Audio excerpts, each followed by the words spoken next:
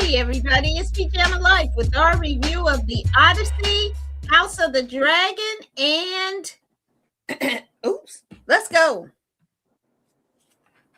Tell me what you remember.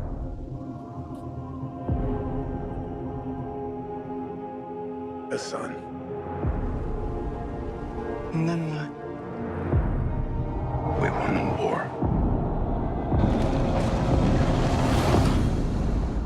Help me go home. I want you to choose me. Ithaca's king is coming back.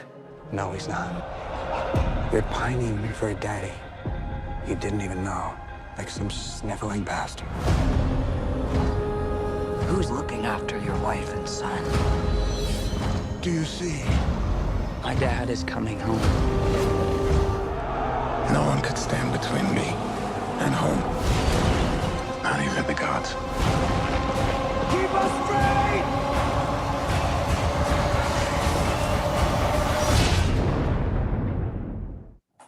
Hey everybody, we got a special guest, Dragon Girl, Dragon fan. She's with us again to talk about the movies and House of the Dragon. So welcome to Monica. Woo. Hello, everybody. And this guy, now my fingers are all messed up. This guy, David, say hey. Hey, everybody. Great to be with you tonight. Looking forward to talking about these programs of medieval and mythical times. Oh, isn't it something? So, Monica, what did you think of the Odyssey based on Homer's Iliad? Oh, I really enjoyed it. It's a thumbs up for me.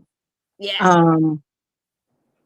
I just don't even know where to start. I thought the beginning of them trying to get us caught up and try to unfold the story. I was kind of thrown off, but once they really got into what was going on after Troy and the years that they were in Troy, and then how it everything manifests after that. Then I was all in. Especially when they were showing the horse and how they had a twist on it, how people were down there in the horse dying, drowning, and and they just had to deal with a whole lot of things that we really wasn't thinking about. They really touched on those things. And I really just enjoyed watching all of the different places that they went and how they interpreted the giants, those big giants with the little girl looked like she was probably 5 and looked about 6 feet. Yeah. And all the giants, how they did that, how you had Cyclops. I like the way they distorted him, gave his little point of how he was and how his life went, and I just really enjoyed the whole thing. I love when how Odysseus came in the end and how he was able to infiltrate and take the necessary people down that had come against them, come against the house while he was gone. I really enjoyed it. I really enjoyed it. 3 hours was not a problem for me. Yeah. And for me, usually 3 hours, I'm like, Lee, get away from there. Shrink this thing. But Christopher Nolan, once again, did such an amazing job of taking a very dense and complicated story and making it so personable and so meaningful and related to today. I mean, the Odyssey really is kind of the progenitor of a lot of heroes' journey stories. That's what you see a lot of them based on. If you go back and look throughout our art, the this story is one of the bellwethers of different stories. But man, some of the things that I liked, okay, and they almost got me. Tears almost fell out of my face unexpectedly. The little dog wagging the tail. Margot. I Oh loved it.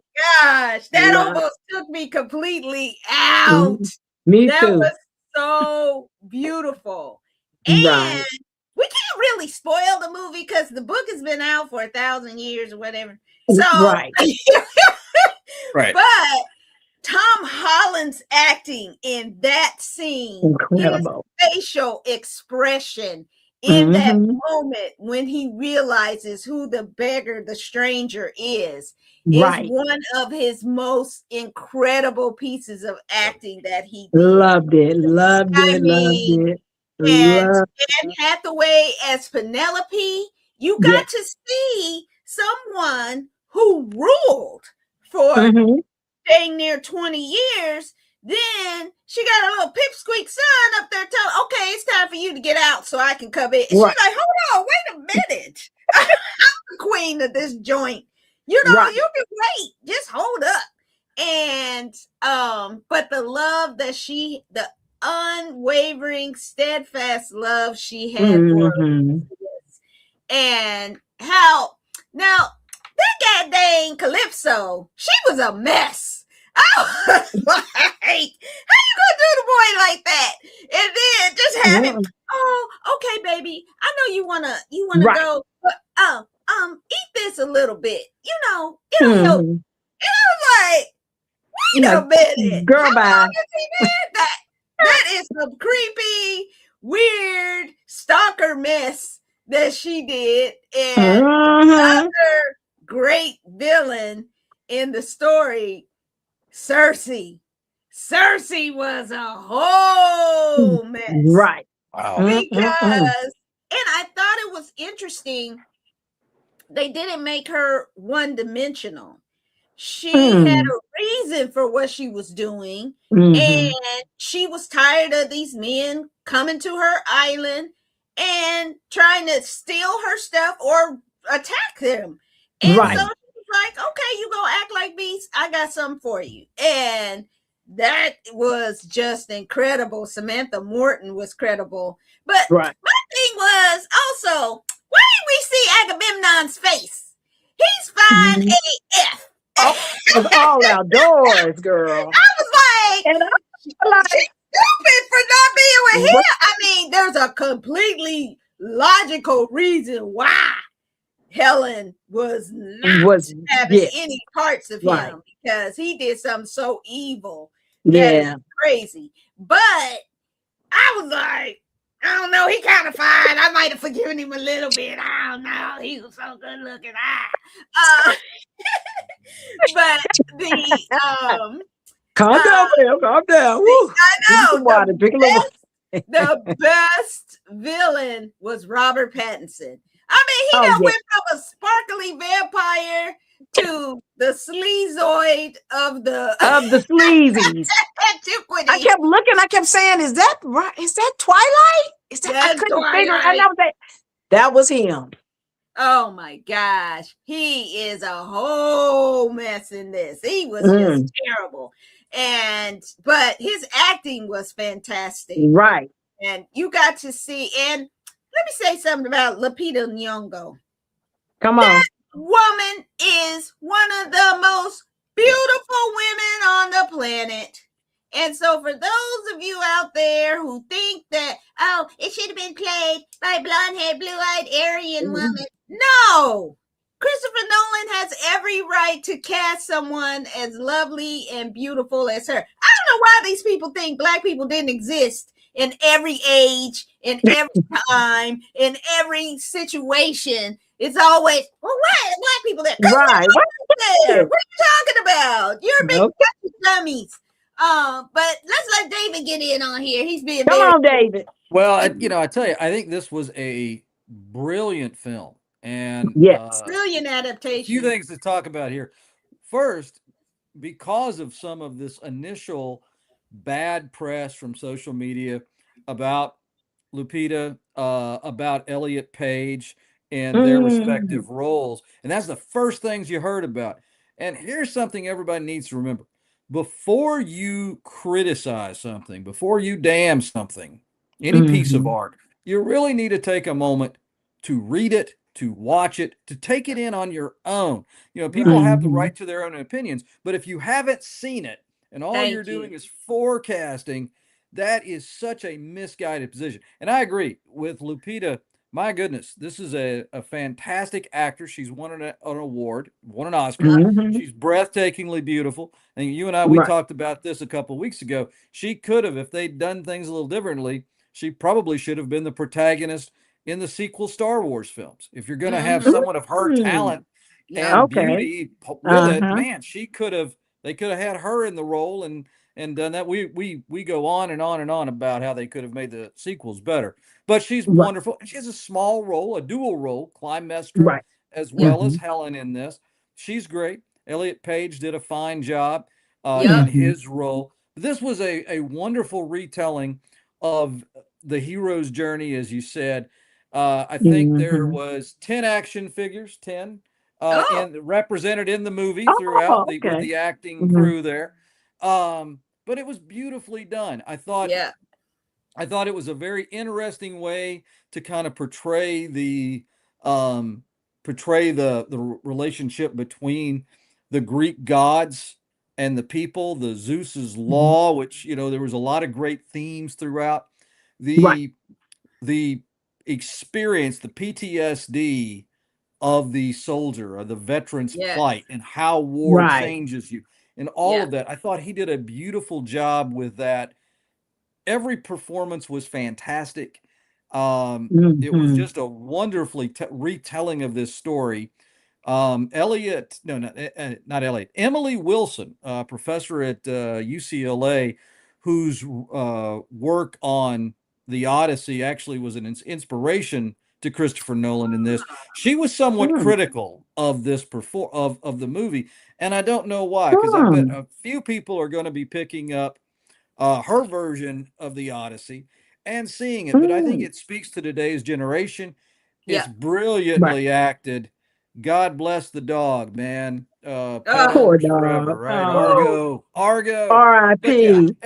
Everybody should see this, and everybody knocked it out of the park in this. Yeah. From the CGI to the storytelling to the acting, the scenery. This was real. They were on real boats with real people as they did this. Even some of the sculpting, I won't give away too much, but even some of the sculpting scenes, that was actually like real stuff. That wasn't just necessarily computer generated. They were doing that with masks and what have you. So just a lot of brilliant stuff. Everybody should see this movie. I look forward to seeing what they're going to say come Oscar time. Because that's what I was going to say. What's going to happen at Oscar time? Ooh, I wonder what's going. It was good. Get a few in there. I don't know. Then they just missed the whole boat. And I think a screenplay. I think could be up there for best screenplay. This story is adapted screenplay. Do you think Matt will get the Oscar nod too? Who? Matt. Yeah. I mean, he was wonderful in this. He was good. Was fantastic. Yeah. Zendaya. You even had Savage, 21 Savage, the man with the stick. Bam, bam, bam. The rapper 21 Savage. It was Travis Scott. Yeah. And I was like, that's Travis Scott.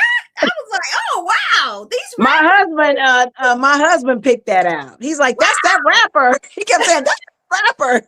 I was like, who? And that was a really excellent decision. Great points that you all made. It was an excellent decision to bring him into this because all of these stories were oral traditions told from one bard to another. And that really speaks to what music can be, certainly what rap is part of that in telling the different stories. So with a strong voice to kind of begin us with that story, but also kind of hearkening to the way oral tradition carries on, music carries on from antiquity to here we are in the 21st century. Yep. Right. So definitely, if you haven't seen it, read it. Go. Read Yeah. the Odyssey and So go good. see the Odyssey, directed and written by Christopher Nolan. All right. Excellent. Excellent. One fantasy to the next. Mm. And pour I'm gonna one let you out go. for the biggest crybaby in Westeros. Let's take a look at House of the Dragon. See, episode 6, season 3. Can we get HR on this, on the small council too? To talk to these Wow. Have you forgotten already the doom that hangs over you? We are exposing her as weak and unsuited to rule. Little by little, bite by bite. I cannot let this go unanswered.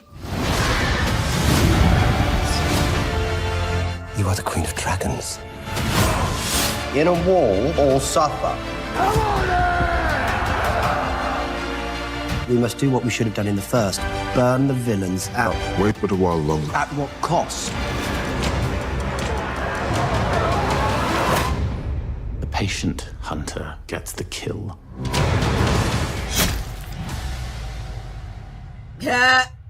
Okay, here's one for the homie crybaby, whose death was not glorious. Pass me by. Pass me No by. one will be like singing bards because it was like, I'm the greatest warrior. Donk, donk, dead. Gone. Out of here. You're out of here. You're out of here, sucker. And that was hilarious. 2 new creepy romances. One with Bela and Alan. Now, what y'all think of that? I was expecting her to go with old cutie boy. No, she can't go with him. She cannot go. She couldn't go with him because he's not the heir. She's going to go for the heir of Driftmark. He would be the one that inherits Driftmark in order then she can be the wife of the husband, the Queen of Driftmark. There was no way she could go with Adam because Adam's the younger brother. He's the one that's not, and he don't have white hair. Okay, No. I'm still confused about that. So, Boy, boo. So I did not like that, but I was like, man. But I liked then it. Alice and Eamon. Oh, she putting in the work on this boy. He is being twisted, turned out completely. Can you tell me what thing? I don't mean to. Why is there a goat that comes in every time she comes in? Is she a shapeshifter? Because that goat is always there before she appears, and then it disappears when she disappears. Oh, that little goat thing, this black. Look at the black goat that's always appeared. I guess I hadn't connected it to. Yeah, watch it come in. Some like omen or something. I don't know if she's a shapeshifter. If she's coming in as a shape, she's shape shifting. Yeah. And she's that goat, that black goat. That would be interesting. That's an interesting take. And the other, okay. So Allison once again wins the award for the worst mother of the year. Time. That chick, she don't give a damn. Her family, her kids. And I was like, girl, you trying to sit up here and act all holier than thou? Please. Get out of here. And I thought that this episode had a lot. And I'm hoping that, but went out for our boy. He went out in the first 2 minutes, even before the scene where they make the. He should have been gone last week. Boy thing. I was like, well, it's a boy bye, baby. You should be gone, David. What you thinking? Well, one of the things about this show always in all the iterations is no one is safe. and deaths will not necessarily be, these, huge, big things. Sometimes they can really come with not a, not with a thunder, but just a little whimper. And we saw that here with the one guy. You expect, I'm this great swordsman. I'm not even gonna give, we're gonna be 100 yards away, and bye bye.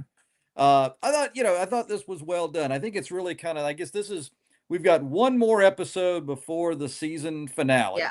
And Okay. so I think we're getting to, it's picked up steam. This has not been I'm not nearly as big a fan of this show as I was with the Game of Thrones, but I do think as each episode has transpired, I think it's gotten, for me, it's got a little bit more interesting. It's gotten a little better. And, today I did not expect us to have a Westeros historian here with your sister. So I think that's outstanding to have her expertise. So often we've got our Marvel expert who's on hiatus right now. We've got a Westeros expert here in lieu of, and so it's neat to hear that.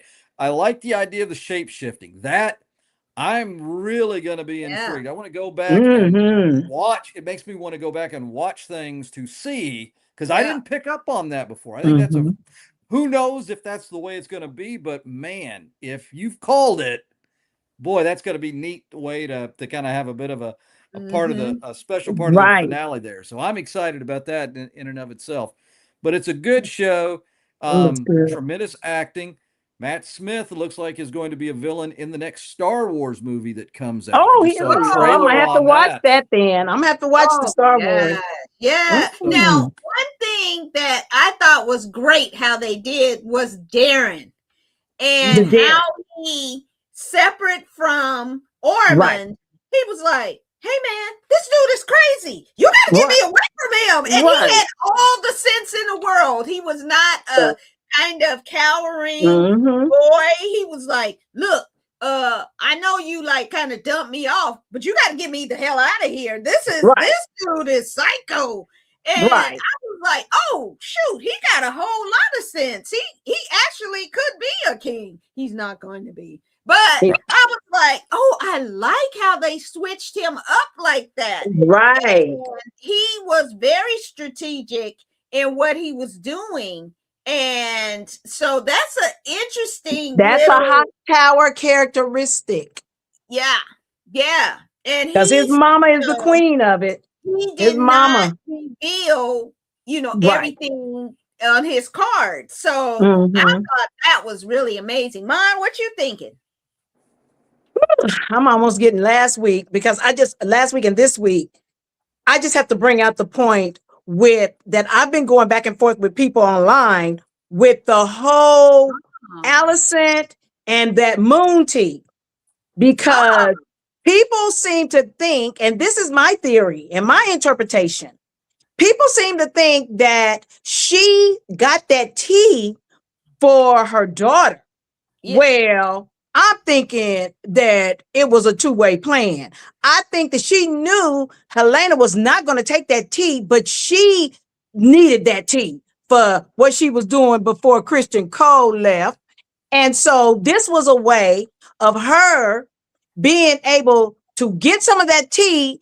And at that time, she didn't know what was going on because they couldn't get it the way they used to, because now they're locked up and they have to put all their information out there in order to get the maesters to do anything. But just so happened the maester ended up, slipping her a little bit in there.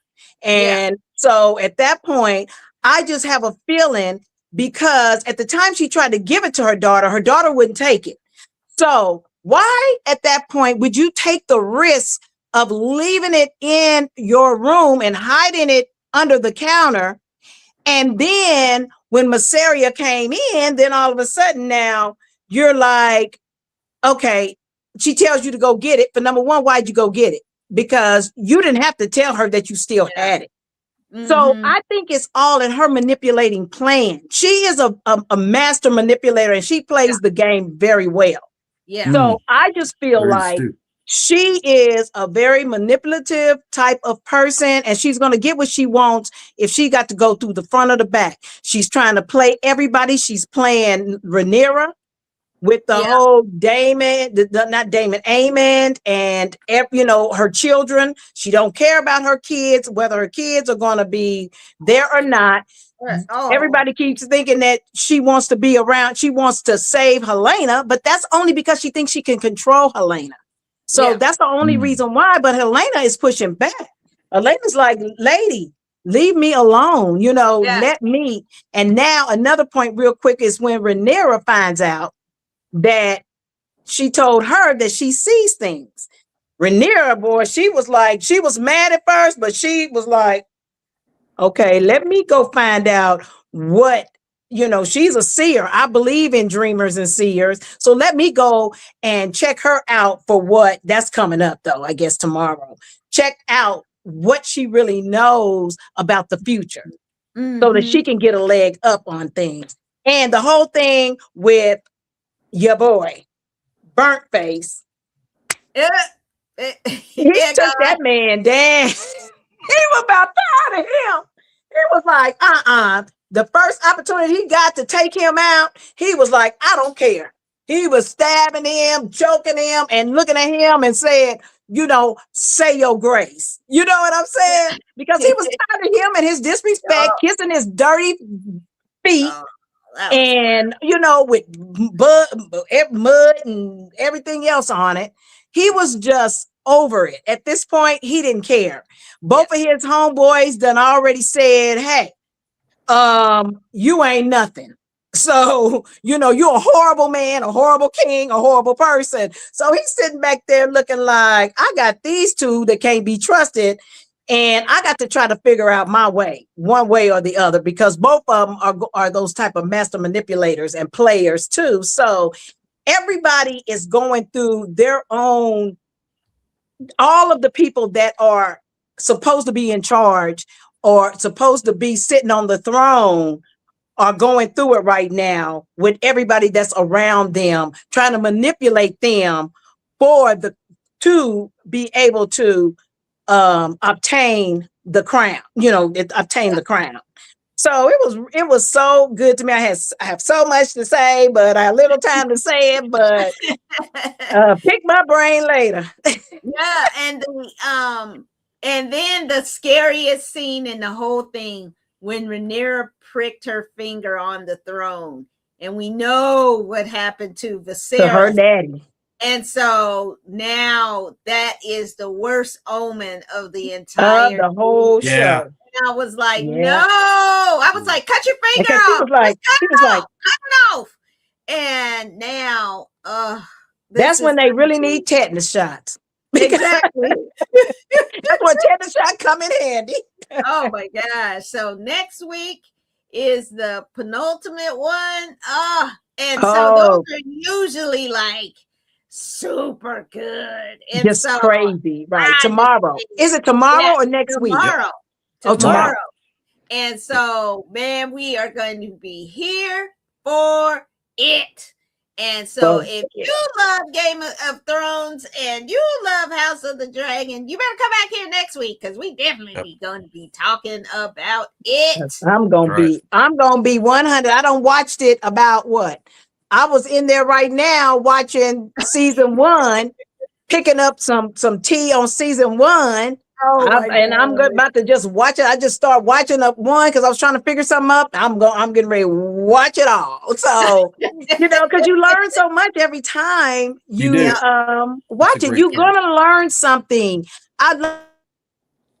See different people everywhere. So and it's such a large cast, and it's so many storylines that they really are doing an amazing job to tie all this together. And so to see how they're going to, have these next 2 episodes, which were, I think from the books, are pretty dark. This season is not going to be a happy season. So we're going to lose some folks. So no, I don't even want to know. And I don't even want to watch my favorites who might not be there. But we will be back next week to talk about it. Our All girl right. fan, she will be back to talk about it as well. All right. I So- enjoyed it. All right. Thanks for coming and stopping by. And we'll see you next week. And All right. we are going to talk about this is it. It's been what, 3 years, 4 years in the making. 5 years. 5 years. Here The it is. worst movie we have ever talked about on this program. Oh, has a sequel. whatever, man. Here All we righty. are. Mortal Kombat 2. Let's check it out. Uno mas. Johnny Cage is back. You're Johnny Cage. I love Citizen Cage.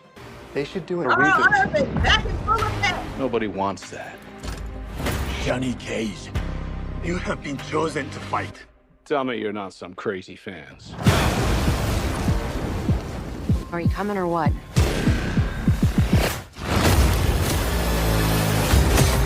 It's called Mortal Kombat. It's a fighting tournament. To the death. This is a war for the fate of your world. It's time to become the hero you were meant to be. It's showtime.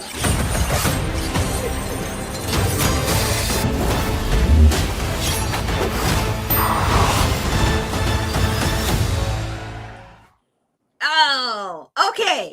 So let me just say this about Mortal Kombat.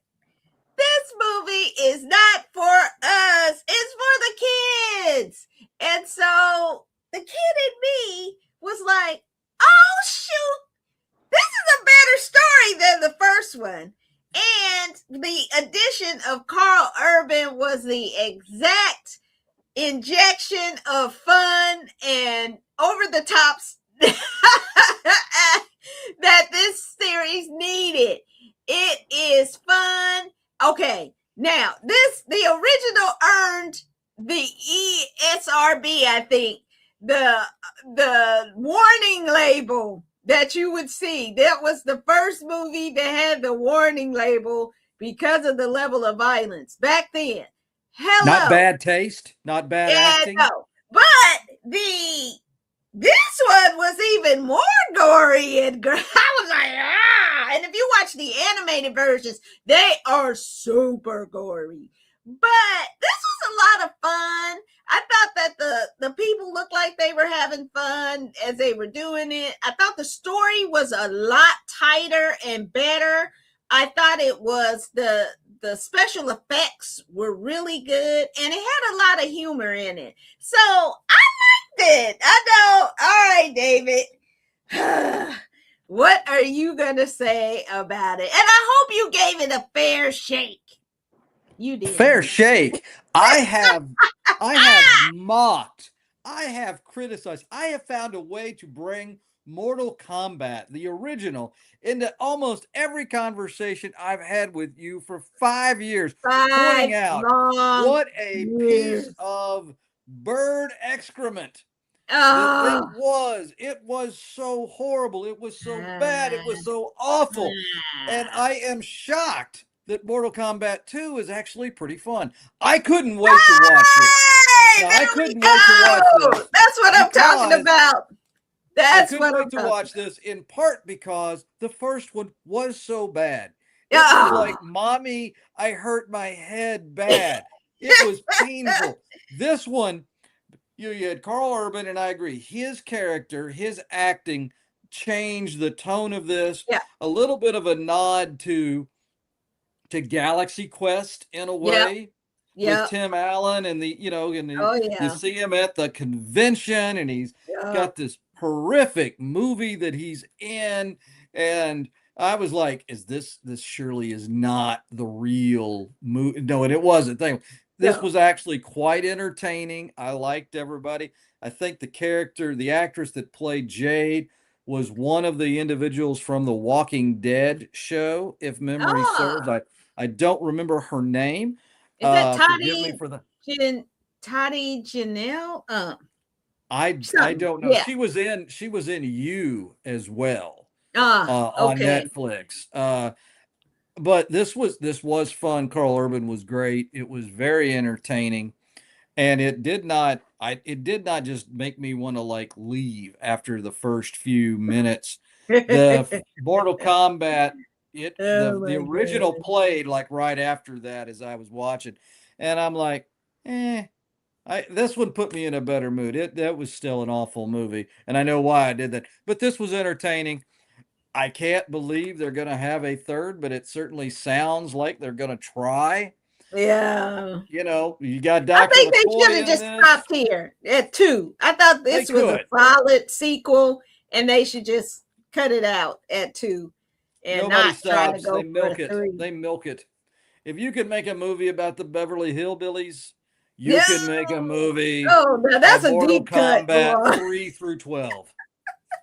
And talk about the toys, the action figures.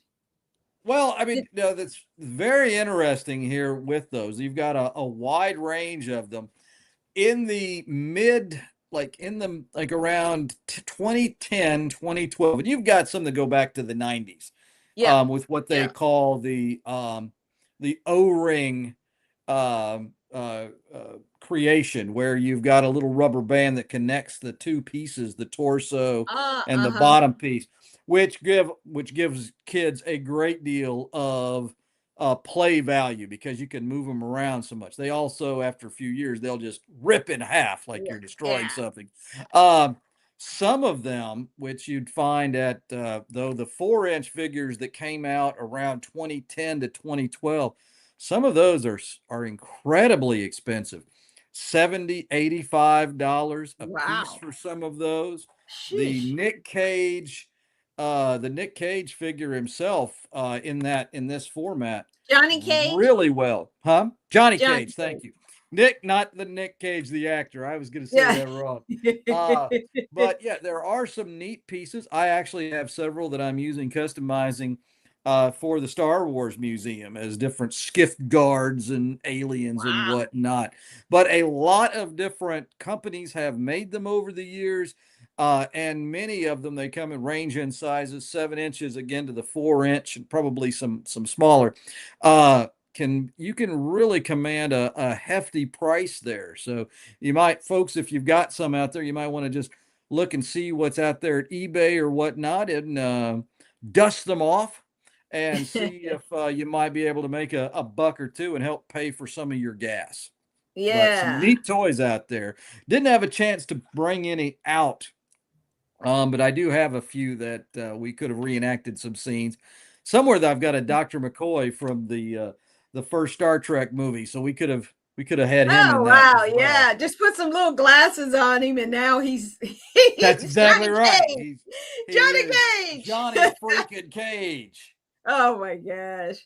Well, I am totally shocked but pleasantly surprised that David has finally seen the light. No. And got his mind right. Sucks. He got Mortal his Kombat mind 1 right. Sucks. No, man, you just finally. 2 is good. 1 sucks. 1 is awful. We did not need 1 at all. Well, you got your mind right this time. So I'm liking it. I'm liking it. So definitely, I really think definitely check out. I don't think it's for the little kids because it's really violent and a lot of obscene. There's a lot of cursing. Kids, a lot lot of of cursing. Kids. It makes sense though. I mean, the cussing does make sense coming the way it was coming, but for little kids, it's a little too much. But I definitely think it's a fun movie. You should check out Mortal Kombat 2. All right. 5 years in the making, and it's great. All right. Definitely. We are at the end, and David and I share an anniversary today. But you know, God is good, and He has given us bountiful opportunities for this next year. So we are looking forward to that. And we will see you next time on PJama Live. Like and subscribe. Take care. Bye.